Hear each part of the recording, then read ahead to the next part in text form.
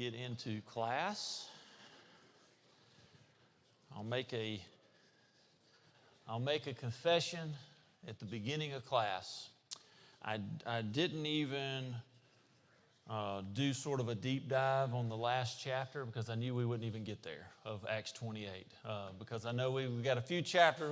This is our last week of the quarter, and I know we were supposed to do the whole second half of Acts, but we got behind with the 2 weeks we weren't able to have class. So I'm going to go ahead and tell you that ahead of time. If we get to Acts 28, then I don't know what has happened. Maybe I didn't hear the bell, and y'all didn't tell me that the bell rang. But we're in Acts 24 is really where we left off last week. And just in case maybe you weren't with us last week, basically what's going on now after you get to Acts 21, we know that Paul he's gone to Jerusalem. He has been arrested, and he's going to find himself going through trial a few different occasions, basically the same charges. They just, he's being moved from location to location. So by the time you get to Acts 24, you see that they've gone to, I believe, Caesarea, and Felix is sort of the governor, it's called there, the Roman governor. And he's going to be sort of the judge and the jury. They're basically pleading to him. And so as we talked about last week, you know, the council, the Jews that are pleading their case against Paul, they're going to kind of butter him up from the very beginning. They're sort of like, oh, you know, precious Festus, you know, oh, we don't want to bother you. We don't want to take up too much of your time. It's kind of like, just give us Paul and we'll take care of him. But that didn't really exactly go along with Felix. And so we talked last week of what the charges, essentially what the charges are against Paul. One, there's a personal charge where, you know, they're calling him a plague, a pest. There's a political charge that they're making against him, basically saying he's the cause of the riots or the dissension among the Jewish communities. And the way that they would say it is they weren't just talking about, you know, Jerusalem. They said, oh, he's causing problems with the Jews all over the world. So they sort of make that very dramatic. And then they charge him with a religious charge. The fact that they say he has defiled the temple by bringing in a Gentile to the temple gates, which obviously was not true as well. But these are sort of the charges that has been brought against him. And Felix is going to give Paul an opportunity to sort of plead his case, to give his defense. As we've seen a couple of times, Paul will give his defense, and he'll say basically things like, you know, they can't really prove any of these accusations. In fact, he says the only thing I'm guilty of, and we're going to talk a little bit about this tonight in our sermon actually, but the only thing he said I'm guilty of is following the God of their fathers. You know, he's saying I'm following what God has told me to do. But they didn't sort of see it that way. Now that brings a question as we kind of think about the end of chapter 24 is why don't you think that, you know, why didn't Felix just turn over Paul back to the Sanhedrin, back to the council of the Jews and say, well, y'all just take care of it? Why didn't he do that?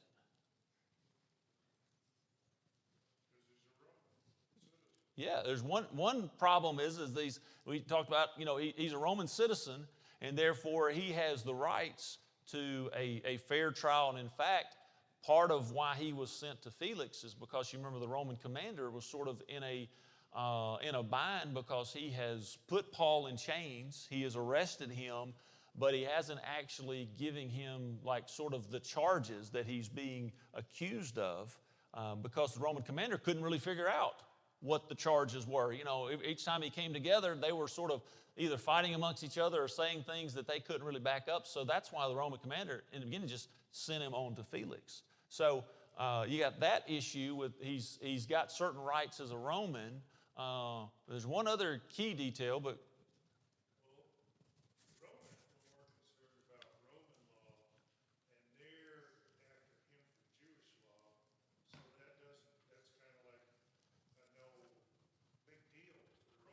right. Yeah, and in fact, I think it's if it's not the next person, Festus, I think he'll come to that sort of conclusion of saying this is not a criminal matter. This is not a civil matter. This is a religious matter. Like, I guess he's probably wondering as he comes in as the next in line is why is this still going on? Why is Paul still, in prison? Why haven't they resolved this issue? With this being sort of seems like a dispute among the Jews. But if you remember, the Roman commander, when he sent Paul and the group of soldiers, he got the soldiers together because the Jews had actually plotted to kill Paul. He sent him to Felix, but along with sending him, do you remember he sent a letter? He sent a letter to Felix sort of explaining the situation. And so what that sort of tells us is by the time the high priest and so they have gotten in front of Felix and they're sort of saying, well, this is why we are accusing Paul. These are why he is guilty. Well, Felix sort of already knew the situation. And so he knew when they were telling him these things, they were like, that's not what the Roman commander wrote me. You're making things sound a lot more solid than they actually are. And so Felix, it's sort of the idea that he has sort of his doubts of them telling the whole truth there. And even some of the wording that they would say, because at first they would say, yes, he has defiled the temple. And then by the time they get in front of him, it's like, well, he's accused of defiling the temple. So even they're sort of backing up on, they don't 100%, they didn't see that for a fact. Because again, they knew sort of the tension between Roman law and them. They didn't want to find themselves, guilty and at odds with the Roman government. So anyway, Paul's going to be kept in custody there in verse 24. And what's really sort of appealing to us at the end of chapter 24 is he's going to have an opportunity to share his faith with Felix. It talks about Felix and his wife, Drusilla, and they're going to sort of have conversations, calling Paul basically just, tell us a little bit about why you're in this situation. They're going to keep him. They're going to call him on occasion. But if you remember, if you look there at the end of 24, there's basically the 3-point sermon, as we'd say, that Paul sort of explains or preaches to Felix and his wife. What are those three? Let's see, down in verse 25. What are the three things that when Paul had an opportunity to just talk to Felix and his wife, what did he talk to them about?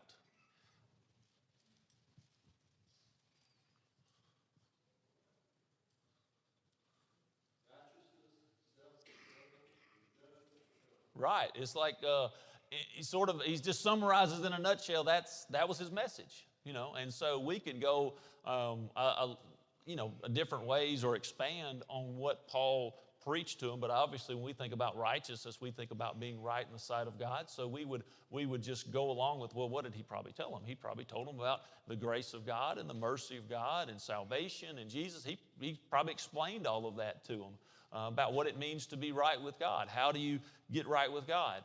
Another aspect that he's going to talk to, this sounds a lot like the Ephesian letter that he's going to write while he's in prison. He talks about self-control. The idea that, when you give your life again, when you give your life to God, it's about now you controlling and saying, I'm living for him. I'm not living for myself. I'm not living as the world. That's a lot of what the Ephesian letter that he writes talks about, the old way and the new way, the old self and the new self. You used to do this, but, those who steal, let him steal no longer. Let him instead work for what he did. So he probably went into some of what the lifestyle looks like. And then obviously he shares with them the judgment. Did he agree? Did he obey? What was Felix's, I think verse 25, what is sort of his response to hearing what we would, we kind of summarize and say it's Paul's gospel message to him. What was his response? Yeah, it says trembled. He was alarmed. Some versions may use that word. Felix ultimately right here finds himself in the same situation that sort of everybody finds himself in when they hear the gospel message. You hear, you've been given the knowledge of truth and now you got to respond to it. Every single person, including every one of us in this room, when you hear the gospel message, you have to you have to respond. You respond one way or the other, but you're going to respond to the information that you've been given.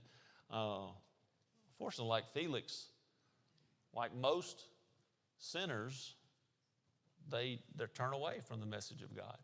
And in fact, the sort of the wording that Felix says, what does he say here? He says, when I get an opportunity, I will summon you again. It's like some of your, I think the New King James puts it, says, when you have a more convenient time, when I have a more convenient time, I'll call you back and we'll talk about it more. And sort of this went on, off and on for some 2 years or so. And in fact, it even talks about how Felix thought, well, maybe at some point the church will send money to sort of pay for Paul to get out of prison in a sense. So that may have been some of his influence there. But that kind of wraps up what you think about that particular section of Felix, because you're going to move on a couple years later and you get in Acts 25 and you're going to see there's a new person that is taken over. And that's going to be Festus. Now, same sort of story. Paul's on trial. You got a vindictive council, these accusations that aren't true. And so Festus, if you start reading 25, one of the first things he's going to do is he's going to go back to Jerusalem. Part of this is, again, thinking about him being a political figure. He wants to know who he's dealing with in the sense. He probably travels around, so he knows, let me talk to the Jewish council. Let me familiarize myself with their sort of things that are going on with them. And probably you would even think about sort of concerns that are going on. So 2 years have passed by. Festus is going to go and, greet them, meet them. And in a sense, it's like he asked them, okay, what is going on in your community? What are the concerns? Like if someone were to come to us right now, you're the representative of Cookeville, Tennessee. Okay, what are the concerns in Cookeville, Tennessee right now? No concerns at all? Traffic? I'll tell you, if you ask any tech students, you know what they're going to say? Construction on campus. They've got all sorts of projects going on. And in fact, they've got right in the middle of campus this project that's going on that they have blocked off where they can't even I know they can't drive, but they can't even walk. They've got to walk all the way around these buildings. They're like, you've added 10 minutes to my walking, because they didn't just make a path for them to cross it. That's their frustration. That's what's going on in their world. Must be nice, right? That's the only thing you have to be concerned about is walking an extra 10 minutes to class. But that's a concern, right? What would you say about Cookeville? Maybe you would say something about, the traffic, the roads not being able to handle, the growth. You may say something about, certain, drug being brought into the community. You may bring up a number of things. So this is kind of what Festus is doing. He says, okay, let's find out a little bit about the community. Who are the leaders? Who do I need to listen to? Who do I need to make good with? All these things. And it's been 2 years, and guess what their main concern was? Anybody want to take a wild guess? It's Paul. Of all the different things that could be going on, after 2 years time period, their still main concern was, we want Paul dead. It's amazing of how vindictive you can get when you have something in your mind set that says, this person is a problem. They're causing a big headache for me, so they need to be wiped out no matter what, and not letting that go, not moving on to other things. It's like the same old story where that's what they were focused on. That's what they wanted to talk to Festus about. And they even early in the chapter, they sort of try to make this, I guess you would say, a favor. I'm trying to remember what particular word. I think I had it written down here, the word that they would, let's see. I think they used the word concession or favor.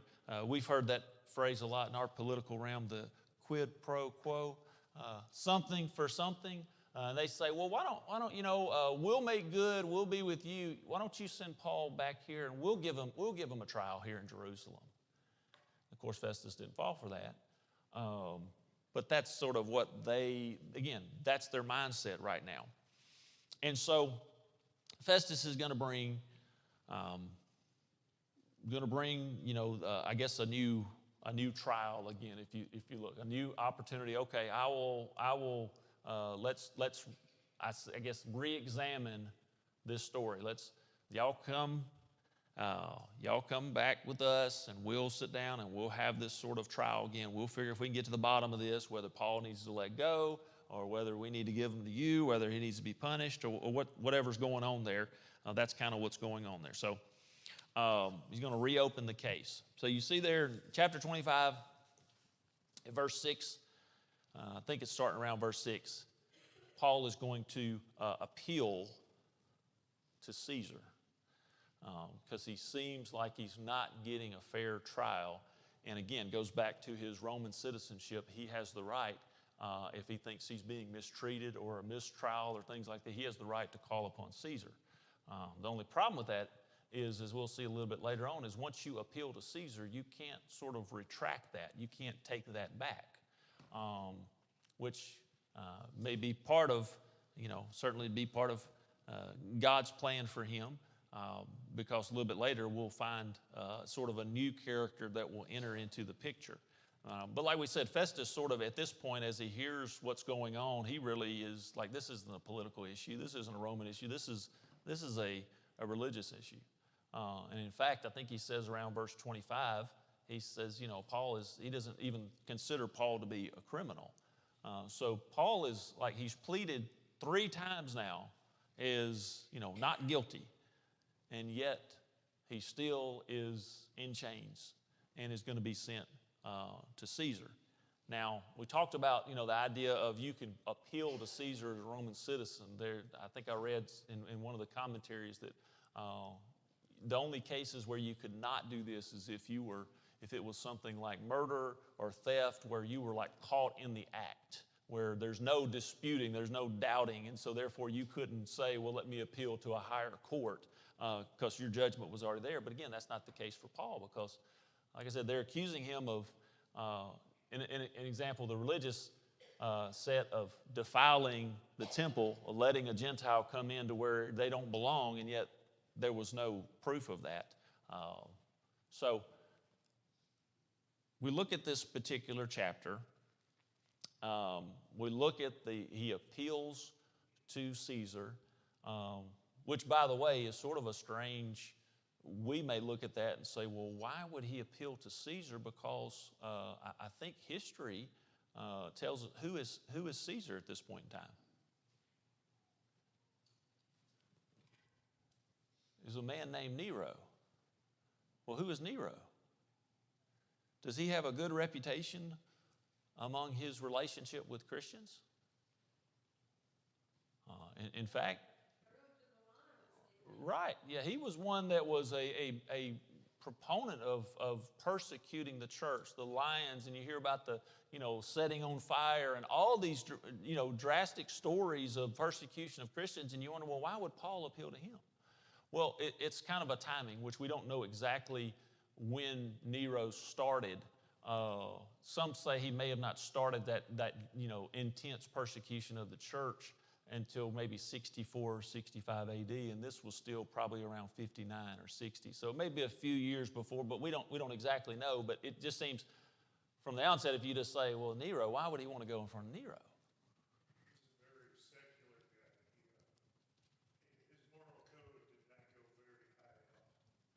Yeah.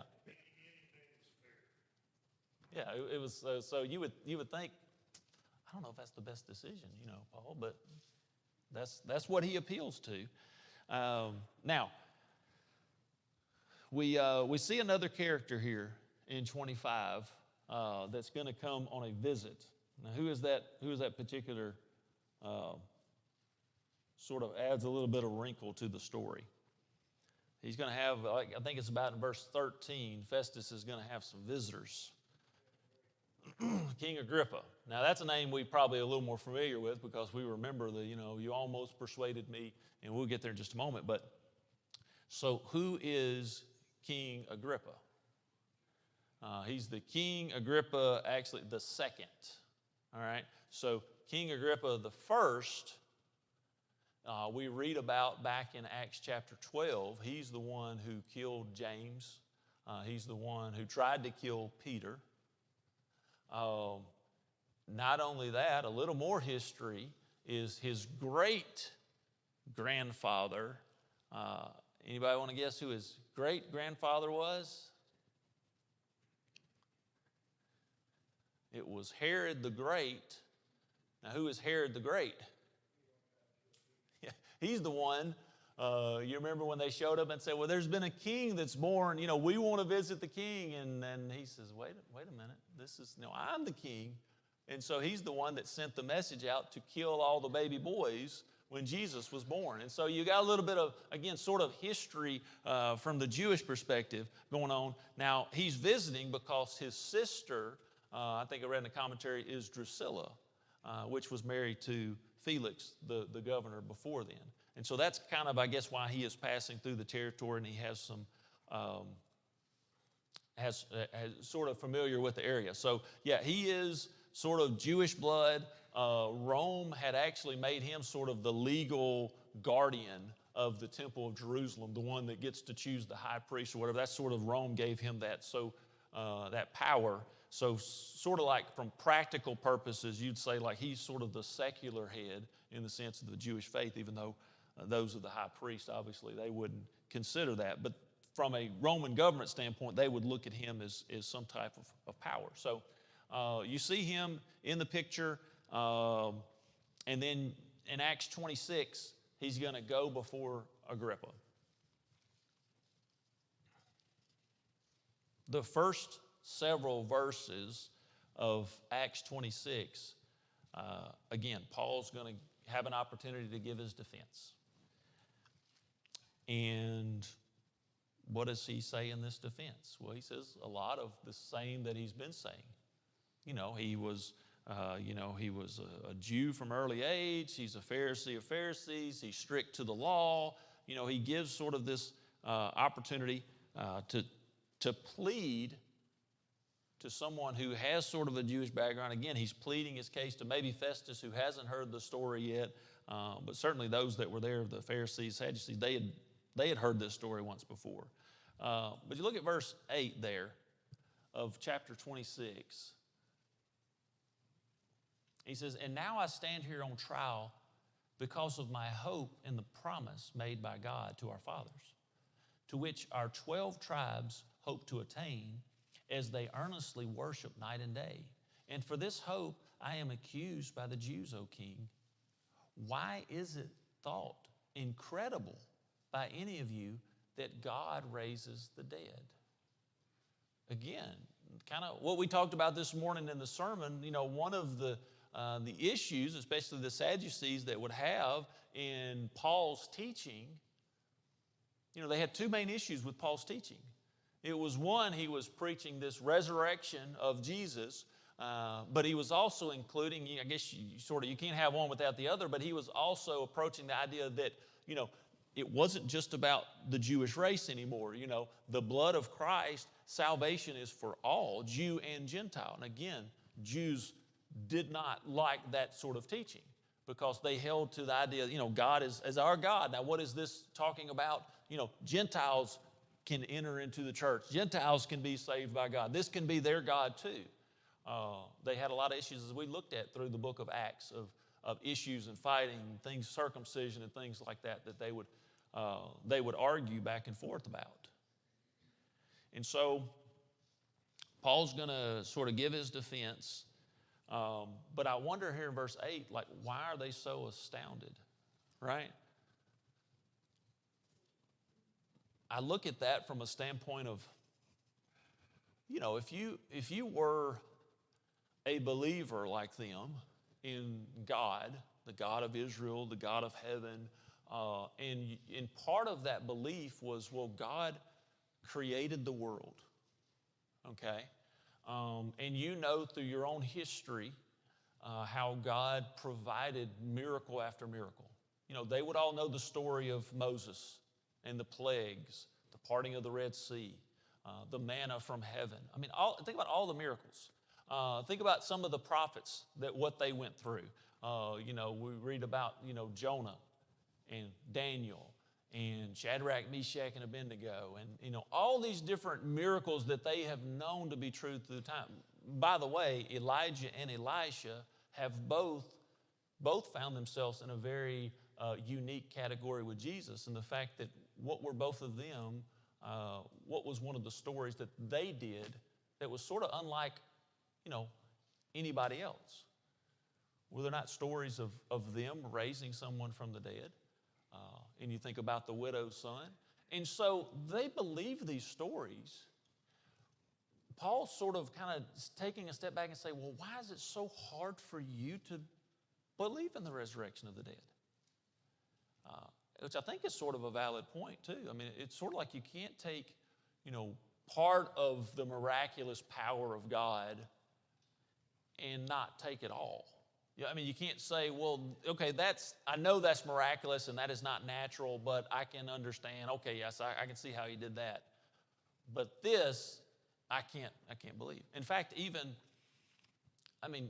you think about Jesus, and they had a lot of disagreements and arguments and trying to plot against Jesus, but they didn't deny the fact that Jesus was performing the miracles that he was performing. They believed that, he was healing. Their problems was the fact that Jesus was claiming to be, the Savior, the Son of God. He was teaching when they didn't look at him as a teacher.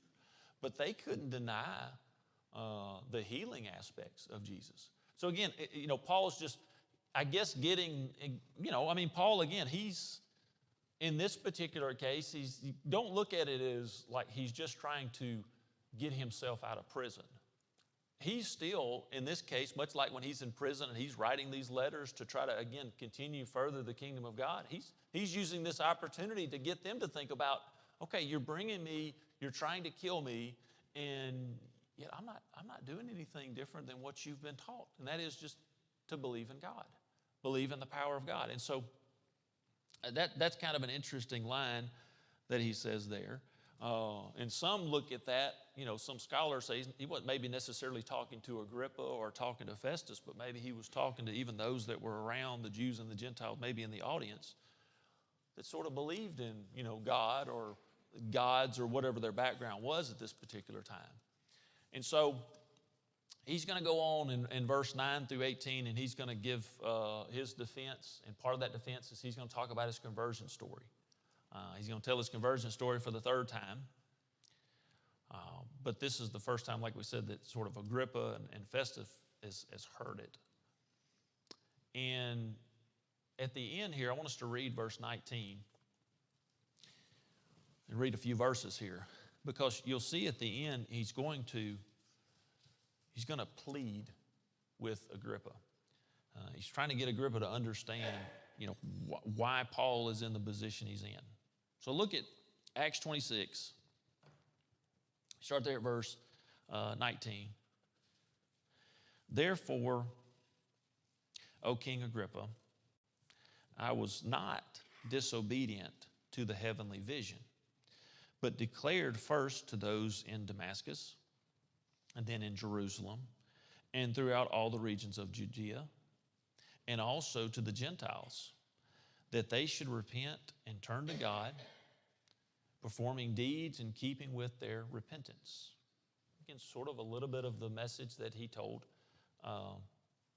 Felix. He says, for this reason, the Jews seized me in the temple and tried to kill me. And to this day, I have had the help that comes from God.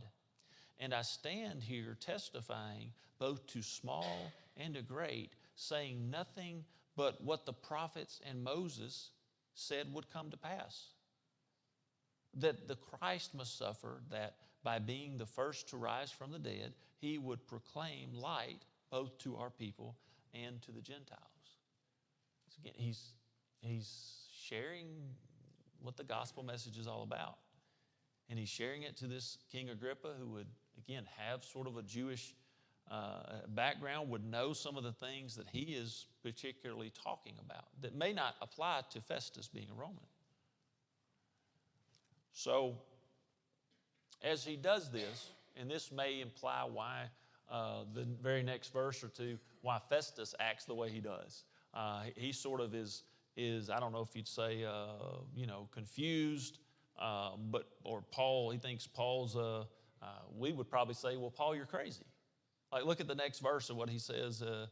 He says, Paul, you are out of your mind. Your great learning is driving you out of your mind. He's sort of saying, you're too smart for your own good. You're thinking about this too much. See, it didn't sort of click with Festus of what was going on as a Roman. He didn't know the history of the Jewish race. He didn't know the Old Covenant. But here again, who is Paul pleading to? He's pleading to Agrippa. And so I want us to keep reading there, verse 24. And as he was saying these things to his defense, Festus said with a loud voice, Paul, you're out of your mind. Your great learning is driving you out of your mind. But Paul said, I am not out of my mind, most excellent Festus. But I am speaking true and rational words. For the king knows about these things, and to him I speak boldly. For I am persuaded that none of these things has escaped his notice, for this has not been done in a corner. Again, he's pleading about what Agrippa may know and who he's pleading to at the time. And so verse 27, he says, King Agrippa, do you believe the prophets? He sort of answers his own question. He said, I know you do. Again, what is he pleading to? So Paul's going to put Agrippa on the spot here, isn't he? What does it say in verse 28? Agrippa said to Paul, in a short time, would you persuade me to be a Christian? Now that's a sort of a verse of I don't know if necessarily say a controversy, but that's a verse where people have sort of tried to figure out, and different commentators talk about, well, what did Agrippa mean by that particular statement, the way it's worded? Was it sincere? Did Paul make an impact on him? Was it simply sort of his position from a Jewish background? Was he sort of just sympathetic to Paul's position of understanding, well, he really shouldn't be in this position, but he is. He's sort of in the middle of, I'm a political figure. Or is he saying this, sarcastically in the sense?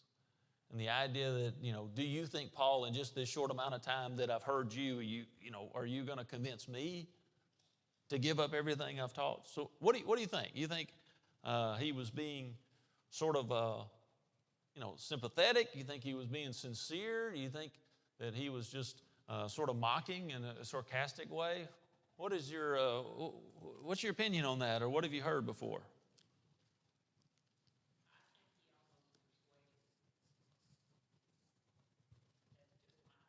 All right. So we got one that says, I think he persuaded him some. I think he was making sort of an impact and influence, getting Agrippa to maybe think about things that he's never thought about before. All right, that's one way to view that. Anybody have a different, sort of a different thought?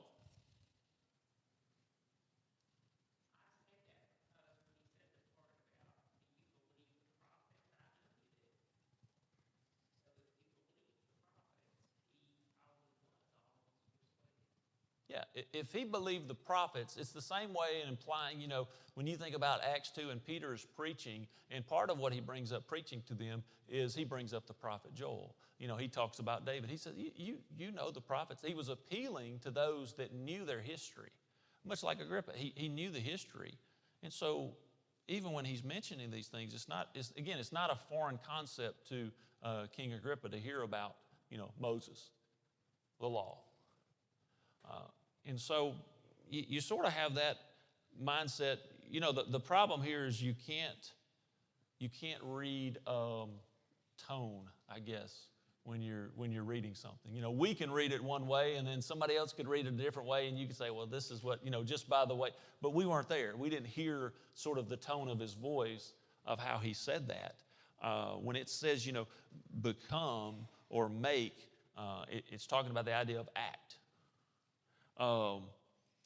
the word little here, it could mean one of two things. It could refer to time, just this little time, this short time you've persuaded me, or it could mean like the little as far as effort, the little persuasion, the little sort of talk that you've given me has pushed me to be a Christian. So again, that's one of those things. We're not exactly sure what that little means. Is he talking about time, or is he talking about just the little amount of information that he's been given?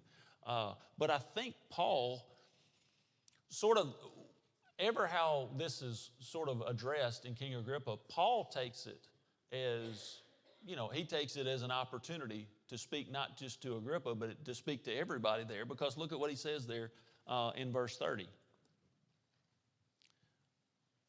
Verse 29. Paul said, whether short or long, I would to God that not only you, but also all who hear me this day might become such as I am, except for these chains. I think that goes back to, I guess you'd say, Paul's motivation when he's given his sort of pleading, when he's given his defense. He's given himself opportunities to get out of the chains, but in every occasion where he has an opportunity to sort of defend himself, to maybe even say things are mistaken, he always goes back to, I still have a message of the gospel, and whether these people hate me or not, I'm going to talk about the gospel message to where, maybe if it's only one person, but they'll change their heart for that. And so that sort of is the message. And then the king, verse 30, the king's going to arose, and the governor and Bernice and those who were sitting with him, when they had withdrawn, they said to one another, well, this man is doing nothing to deserve death or imprisonment. And King Agrippa said to Festus, this man could have been set free if he had not appealed to Caesar. Was that the first bell? Okay. First bell, sure. Second bell?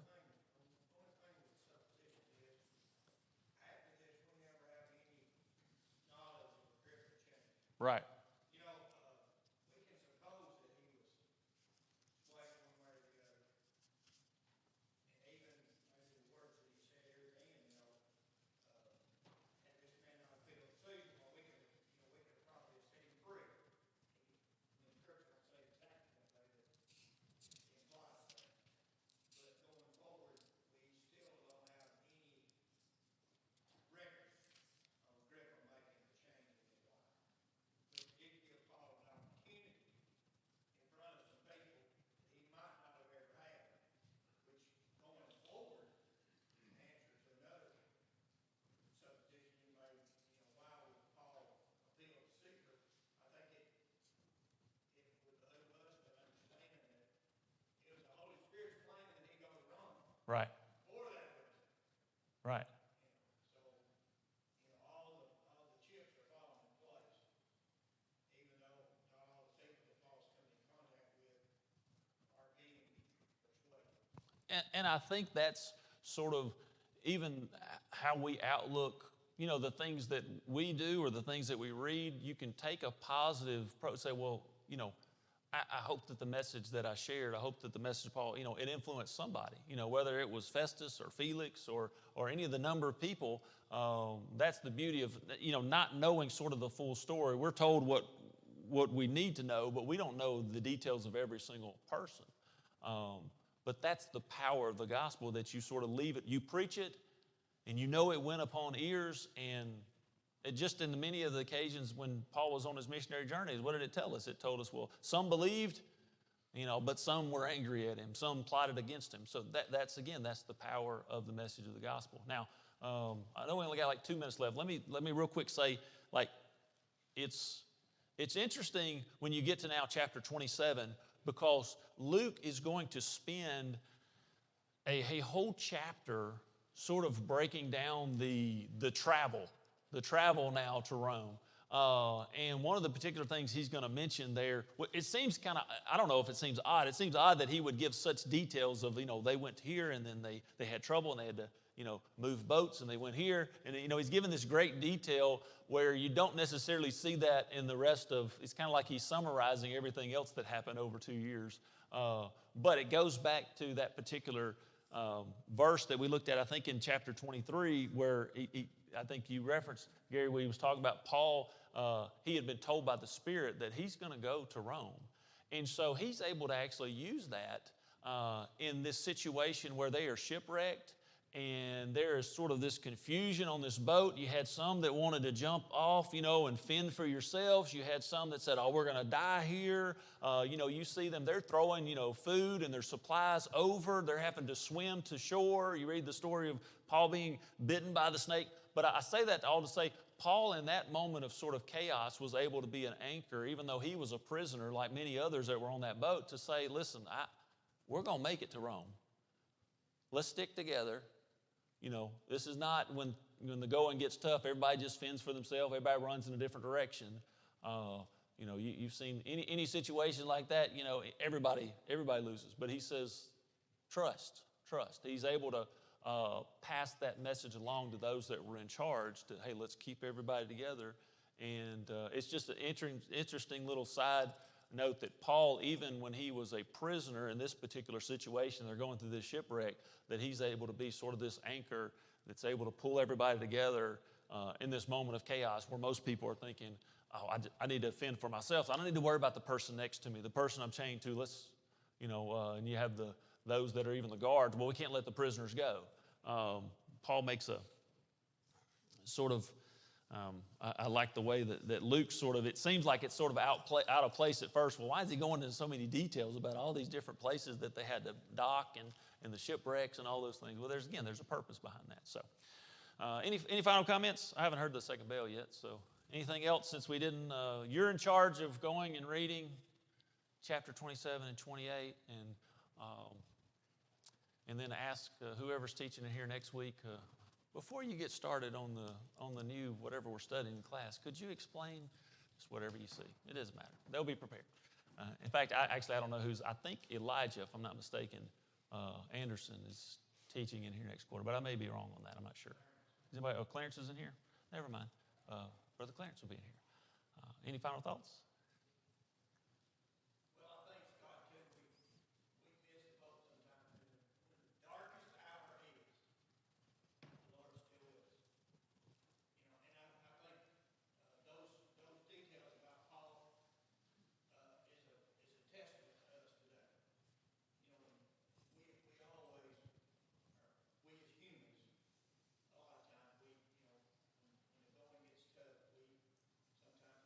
Yeah, yeah. In fact, let's pause and pray on that thought as we end here. Our holy God and Father, we are mere human beings, but we know that we are special because we are your children, and we're so thankful to be able to call you our Father and to go to you on our behalfs of thanksgivings and concerns that are going on in our lives. We know that you desire for us to come to you and to show our great gratitude toward you and thanksgiving. We know that you are a holy God, you are a gracious God, you are a just God. And we're thankful for your holy word that you give us. We're thankful for the grace and mercy that's bestowed upon us. And Lord, just help us to not waver when those times of uncertainty are put before us, as this world tries to do so many times. Help us to remain faithful and always keep our eyes on you. We do all those things in your Son's name. Amen.